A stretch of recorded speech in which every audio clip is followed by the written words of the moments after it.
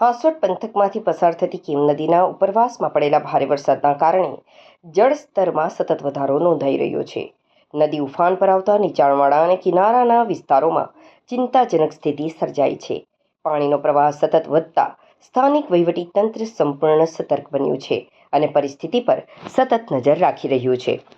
કીમ નદીના વધતા જળસ્તરના કારણે આસરમા, ઓભા અને પાંજરોલી ગામોની આસપાસ પાણી ફરી વળે તેવી સ્થિતિ ઊભી થઈ છે.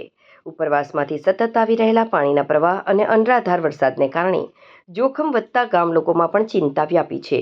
સંભવિત પૂર જેવી પરિસ્થિતિને ધ્યાનમાં રાખીને તંત્ર દ્વારા જરૂરી તકેદારીના પગલાં લેવામાં આવી રહ્યા છે.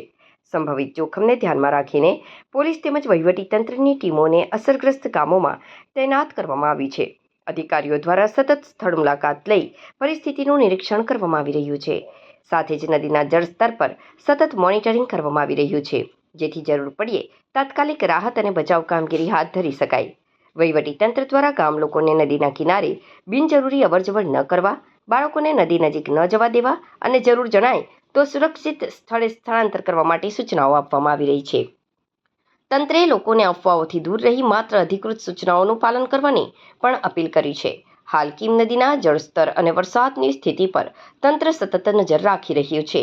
આગામી કલાકોમાં વરસાદની તીવ્રતા અને ઉપરવાસમાંથી આવતા પાણીના પ્રવાહને ધ્યાનમાં રાખીને જરૂરી તમામ સાવચેતીના પગલાં લેવામાં આવશે.